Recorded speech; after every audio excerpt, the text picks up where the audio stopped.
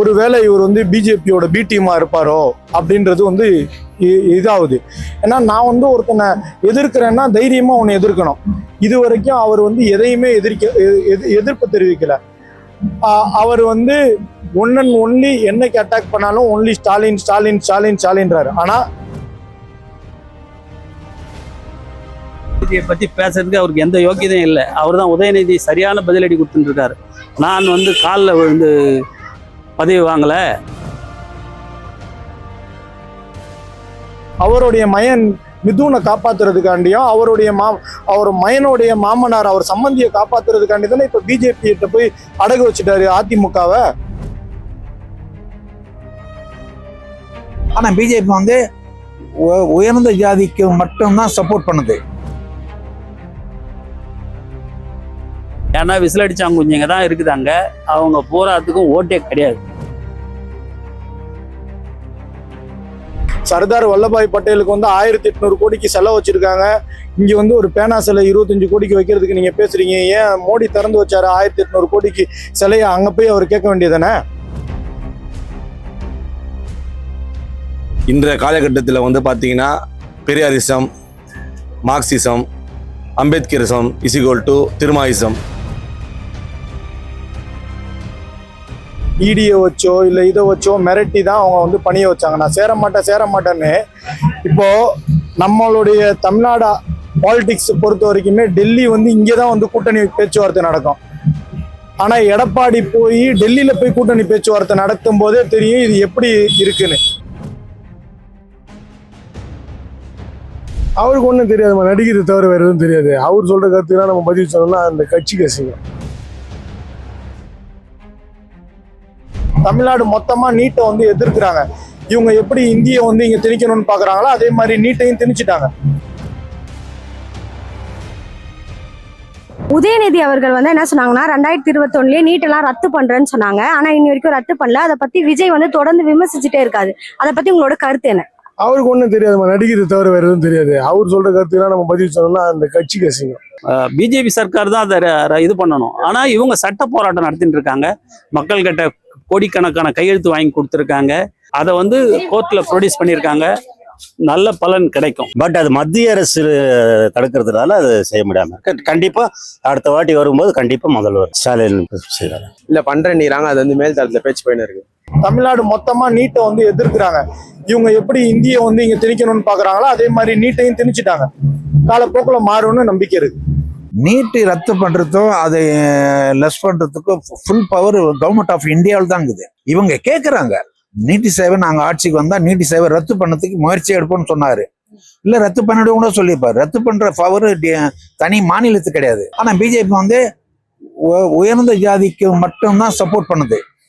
உயர்ந்த ஜாதினா அந்த ஜாதியை தனியான சொல்ல, தாழ்த்தப்பட்ட மக்கள், பாமர மக்கள், கிறிஸ்டின், முஸ்லீம், பாமர மக்களுக்கு எல்லாம் பழி வாங்குது பிஜேபியில வந்து இந்தியில பிறந்த பாரம்பரிய அழிக்கிறதுக்காக பிஜேபி வந்துக்குதுன்னு தான் என்னால சொல்ல முடியும். இந்த நீட்டு தேர்வு என்று ரத்து செய்தாலே மாநில சுயாட்சி என்பது மீண்டும் கோல் ஊற்ற கூடாது என்பதற்காக அவர்கள் இது போன்ற திட்டத்திற்கு வழிவகுதில்லை.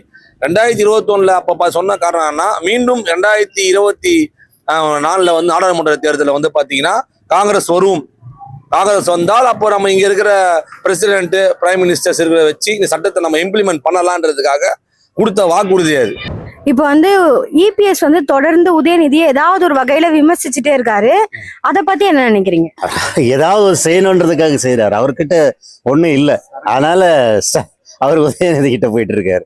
உதயநிதி வேகமா போயிட்டு இருக்காரு. இவர் எப்படியாவது போய் குறுக்க சால் ஓட்டுறாரு. வேற ஒண்ணும் கிடையாது. பேசுறவங்க பேசிதான் இருப்பாங்க. இறங்கி வேலை செய்யணும். அதான் அவங்க இதுவே. இதை பத்தி பேசுறதுக்கு அவருக்கு எந்த யோக்கியதையும் இல்லை. அவர் தான் உதயநிதி சரியான பதிலடி கொடுத்துட்டு இருக்காரு. நான் வந்து காலில் விழுந்து பதவி வாங்கல. காலில் விழுந்து பதவி வாங்கிட்டு அவங்களே காலை வாரி விட்ட உன் யோக்கியதை அந்த லட்சத்தில் இருக்குதுன்னு கிளீனா சரியான பதிலடி கொடுக்குறாரு உதயநிதி. தோல்வி பயத்துல உலர செய்வாங்க. அதுக்கு நம்ம என்ன பதில் சொல்லலாம்? தோக்கிறவங்க எப்பவுமே அப்படிதான் கத்திட்டு இருப்பாங்க. அவரு என்ன பண்ணாரு? அவர் வந்து டெல்லியில அடமானம் வைக்க, தமிழ்நாடு அடமானம் வைக்க துடிச்சிட்டு இருக்காரு. அதனால அந்த பயத்துல உளறிட்டு இருக்காரு. அதெல்லாம் வாய்ப்பே இல்லை. தோல்வி பயத்துல அவர் தன்னை அறியாம ஏதோ உளறிட்டு இருக்காரு. இப்ப வந்து இபிஎஸ் என்ன பண்றாருன்னா, தொடர்ந்து உதயநிதி மேல ஏதாவது ஒரு குற்றச்சாட்டு வைக்கிறாரு. மேடைக்கு மேடை ஏறி ஏதாவது ஒரு குற்றச்சாட்டை வச்சுட்டு தான் இருக்காரு. ரீசெண்டா கூட என்ன பண்ணியிருந்தாருன்னா, யாரோட போஸ்ட வந்து ரீபோஸ்ட் பண்ணியிருக்காரு அவர் அப்படின்ற மாதிரி ஒரு குற்றச்சாட்டு வச்சாரு. அதுக்கு உங்களோட கருத்து என்ன? மேடம், இப்ப எடப்பாடி வந்து எலெக்ஷன் நேரத்துல வந்து தோல்வி வந்து அவருக்கு தெரிஞ்சிருச்சு. தோல்வி பயத்துல வந்து அவர் 1000 வளர்றாரு. ஆனா உதயநிதி ஸ்டாலின் கேட்கிற எந்த ஒரு கேள்விக்கும் அவர் பதில் சொல்ல முடியல. அவர் வந்து குனிஞ்சு தவழ்ந்து காலில் போய் பதவி வாங்கினதுனால அதான் அவர் சொல்றாரு. அதான் உங்களுக்கு விமர்சிக்கிறதுக்கு வந்து வார்த்தை இல்லைல்ல. அவர் விழுந்தது ஊரறி எல்லாருக்குமே தெரியும்ல. காலில் விழுந்தது கூட பிரச்சனை கிடையாது. ஏன்னா அதுக்கு அடுத்த நாளே ஒரு மறுப்பு தெரிவிக்கிறவங்க பெரியவங்க காலில் போய் விழுவுறது வந்து தப்பில்லையே, இது வந்து தமிழ்நாடுடைய பண்பாடு தானே அப்படின்றாரு. நம்ம வந்து காலில் விழுவுறதை பத்தி சொல்ல வரல, காலை பிடிச்சி வாரக்கூடாதுன்றதுதான் நம்ம கருத்து. உன்னை ஆக்குனவரையே நீ காலை பிடிச்சி வாருனீன்னா நாளைக்கு தமிழ்நாட்டு மக்களை நீ என்ன வேணா செய்யலாமே உன்னுடைய சுயநலத்துக்கு. அந்த சுயநலத்தின் அடிப்படையில தானே இப்ப பிஜேபியோடய போய் சேர்ந்திருக்கிறாரு. அவருடைய மயன் மிதுனை காப்பாத்துறதுக்காண்டியும் அவர் மயனுடைய மாமனார் அவர் சம்பந்தியை காப்பாத்துறதுக்காண்டி தானே இப்ப பிஜேபி கிட்ட போய் அடகு வச்சுட்டாரு அதிமுகவை. தொடர்ந்து விஜயோட கூட்டத்தை என்ன சொல்றாங்கன்னா, தற்கூரி அணில் கூட்டம்னு சொல்றாங்க. அதை பத்தி உங்களோட கருத்து என்ன? அதுல என்ன மாற்றம்? கரெக்டா தான் சொல்றாங்க. மரத்துல ஏறினா அணில் தான். ஒரு கூட்டம் நடந்தா மரத்துல ஏறிக்கிறாங்க, இபி பாக்ஸ்ல போய் ஏறிருக்காங்க. அதே மாதிரி திமுக பாத்துருக்கீங்களா? வேற எந்த கட்சியெல்லாம் பாத்துருக்கீங்களா? இப்ப விஜய்க்கு நிறைய கூட்டம்லாம் வருது. அது இளைஞர்கள் ஓட்டா மாறுமான்னு நினைக்கிறேன். ஓட்டு இல்லாதவங்க தான் கூட்டமா இருக்கு. ஓட்டு இருக்கிறவங்க எல்லாம் அங்க போறது இல்ல. இல்லை, ஏன்னா விசிலடிச்சாங்க குஞ்சுங்க தான் இருக்குது அங்க. அவங்க பூராத்துக்கும் ஓட்டே கிடையாது. சாமானிய, அதாவது எல்லாருக்குமே 300 ரூபாய் கொடுத்து தான் கூட்டத்தை கூட்டுறாங்க அவங்க. இவர் ஆரம்பிச்சு 2 வருஷம் தான் ஆகுது. அதனால இன்னைக்கு இன்னும் அவரு கொஞ்சம் அனுபவம் வரும்போது நிச்சயம் அவர் வர வாய்ப்பு நிற்குது. ஏன்னா இளைய தலைமுறையில அடுத்த வருஷம் வரது நல்லது தான். ஆனா இப்போ அவருக்கு அனுபவம் போதாது. தப்பித்தவரை ஜெயிச்சிட்டா கூட மேனேஜ் பண்ணணும். மேனேஜ் பண்றதுக்கு ஒரு வில் பவர் வேணும். அந்த வில் பவர்ல வேணும். அவருக்கு விஜய் சாருக்கு வரணும். நான் ஆண்டவர் வேண்டிக்கிறேன். இப்போ வர்ற கூட்டம் எல்லாமே ஓட்டா மாறும் அப்படின்னு யூகத்துல வேணா சொல்லலாம். ஏன்னா இது வரைக்கும் அவர் ஒரு கவுன்சிலர் எலெக்ஷனோ எதுவுமே பண்ணல. விஜய் வந்திருக்கிறாரு. இனிமே எலெக்ஷன்ல நின்றதுக்கு அப்புறம் தான் அவரை பத்தி நீங்க கேள்வி கேட்க முடியுமோ ஒழிய இப்ப யாரு எவ்வளவு பெரிய ரிசர்ச் பண்ணியிருந்தாலும் யூகத்தின் அடிப்படையில தான் பதில் சொல்ல முடியும். விஜய் வந்து பாஜகவோட பி டீம் அப்படின்னு சொல்றாங்க. அது உண்மை நினைக்கிறீங்களா? 100% உண்மை. அதுல எந்த மாற்றமும் இல்லை. 100%. அது ஒரு சின்ன உதாரணம் சொல்லணும்னா, அவர் வந்து சிறுபான்மை சமுதாயத்தை சேர்ந்தவர், கிறிஸ்துவர். இப்போ வந்து கிறிஸ்தவர்களும் இஸ்லாமியர்களும் வந்து திமுகவுக்கு எப்பவுமே ஆதரவா இருப்பாங்க. இப்போ விஜய் நம்ம களத்துல இறக்கி விட்டோம்னா அந்த அவர் சிறுபான்மை பிரிவு சார்ந்தவர். அதனால அவருக்கு வந்து எல்லாரும் கிறிஸ்தவர் ஓட்டு அவங்க போச்சுன்னா திமுகவோட ஓட்டு அங்க போவோம். அப்போ வந்து இவங்க ஜெயிக்கிறது சாதகமா அவங்க நினைக்கிறாங்க. ஆனா மக்கள் நல்ல தெளிவா இருக்காங்க. தமிழ்நாடு மக்கள் ரொம்ப தெளிவா இருக்காங்க. இயற்கையாவே அவங்களுக்கு வந்து என்ன கேள்வி எழுது அப்படின்னா, ஒருவேளை இவர் வந்து பிஜேபியோட பி டீமா இருப்பாரோ அப்படின்றது வந்து இதாகுது. ஏன்னா நான் வந்து ஒருத்தனை எதிர்க்கிறேன்னா தைரியமா உன்னை எதிர்க்கணும். இது வரைக்கும் அவர் வந்து எதையுமே எதிர்ப்பு தெரிவிக்கல. அவர் வந்து ஒன் அண்ட் ஒன்லி என்னைக்கு அட்டாக் பண்ணாலும் ஒன்லி ஸ்டாலின் ஸ்டாலின் ஸ்டாலின் ஸ்டாலின்றாரு. ஆனா அப்படி கிடையவே கிடையாது. இங்க போட்டியே திமுகவுக்கு அதிமுகவும் தான். ஸ்டாலினுக்கு அப்புறம் யாரு வந்து ஆட்சி பண்ணுவான்னு நினைக்கிறீங்க? கனிமொழியா இல்ல உதயநிதியா? இப்போ டெபுட்டி சிஎம் உதயநிதி தான். அதனால உதயநிதி தான் நான் சொல்றேன். பட் தளபதி இருக்கிறவரையும் தளபதி தான். இந்த கட்சியை வழி நடத்துறதுக்கு கோடான கோடி பேர் இருக்காங்க, தொண்டர்கள் இருக்காங்க. அவங்க தொண்டர்கள் எல்லாம் கூடி தலைவர் தேர்ந்தெடுப்பாங்க. அதுல எந்த எங்களுக்கு வந்து இப்போ ராமதாஸ் அவங்க மகனா தந்தையை சண்டை போட்ட மாதிரிலாம் இங்கே நடக்காது. மக்களுக்கு சேவை செய்த வந்த கட்சி இது. அதுக்காக வந்த கட்சி.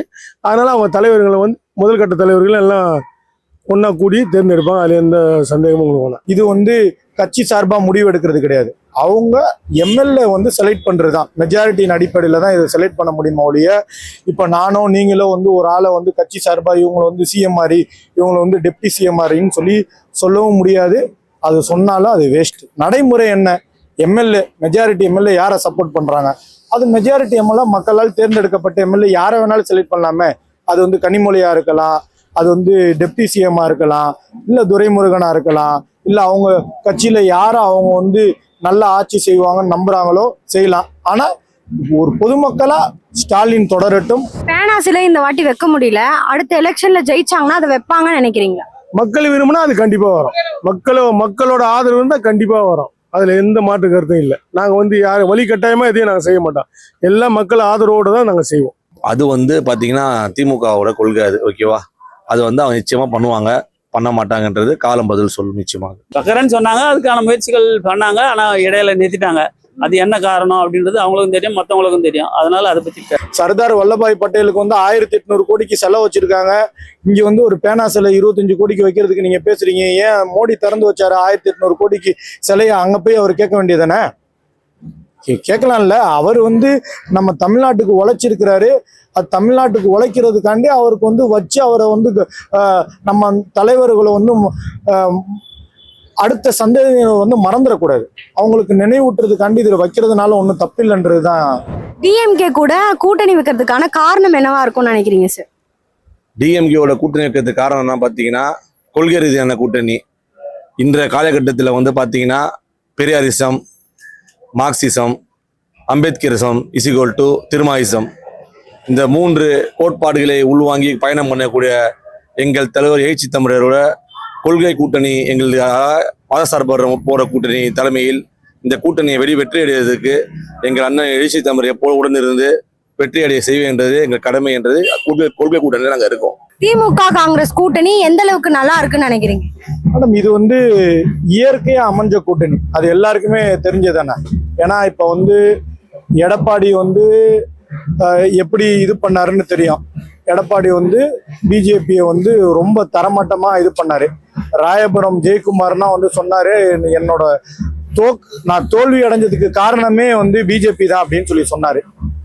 அது போக டிடிவி தினகரன் வந்து என்ன சொன்னாரு, எடப்பாடியோட சேர்றதுக்கு வந்து தூக்கு மாட்டி செத்துடலான்னு சொன்னாரு. அது போக அண்ணாமலை வந்து என்ன சொன்னாரு, எடப்பாடி வந்து ஒரு தற்கூரின்னு சொன்னாரு.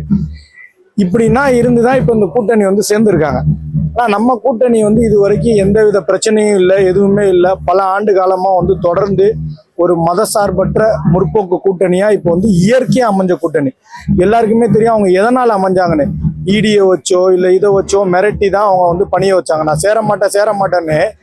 இப்போ நம்மளுடைய தமிழ்நாடு பாலிடிக்ஸ் பொறுத்த வரைக்குமே டெல்லி வந்து இங்கேதான் வந்து கூட்டணி பேச்சுவார்த்தை நடக்கும். ஆனா எடப்பாடி போய் டெல்லியில போய் கூட்டணி பேச்சுவார்த்தை நடத்தும் போதே தெரியும் இது எப்படி இருக்குன்னு. ஒரு நிர்பந்தத்தின் அடிப்படையில அவர் வந்து ஒரு கூட்டணியை வந்து இது பண்ணி வச்சிருக்காங்க. இது மறைமுகமா பிஜேபி வந்து இங்க ஆளலாம்னு நினைக்கிறாங்க. இது தமிழ்நாடு ஒருபோதும் அந்த மாதிரி வந்து இடம் கொடுக்காதுன்னு நினைக்கிறேன். உங்களுக்கு ஆப்போசிட் கட்சியா எந்த கட்சியை பாக்குறீங்க? எங்கள் ஆப்போசிட் ஏடிஎம்கே தான், பிஜேபி தான் அதிகமாக பார்க்கும். டிவிகே சொல்றாரு டிவிகேவுக்கும் டிஎம்கேவும் தான் போட்டின்றாரு. ஆனா காங்கிரஸும் டிஎம்கேவும் போட்டி சேர்ந்துற போது பிஜேபி, ஏடிஎம்கே, டிவிகே எல்லாம் இந்த 3 கட்சி தனித்தனி தான் இருக்குது. 3 கட்சி ஒன்றா சேர்ந்தா கூட திராவிட முன்னேற்ற கழகத்தை ஜெயிக்க முடியாது. போட்டியே இங்க களத்துல வந்து ஏடிஎம்கே டிஎம்கே தான் மேடம். அது தமிழ்நாடுடைய அரசு யார் வந்தாலும் ஏடிஎம்கே டிஎம்கேக்கு தான் போட்டியே. விஜய் வந்து சொல்றாரு, இன்னும் அவர் எந்த எலெக்ஷனை கண்டெஸ்ட் பண்ணல, அதனால நம்ம வந்து சொல்ல முடியாது.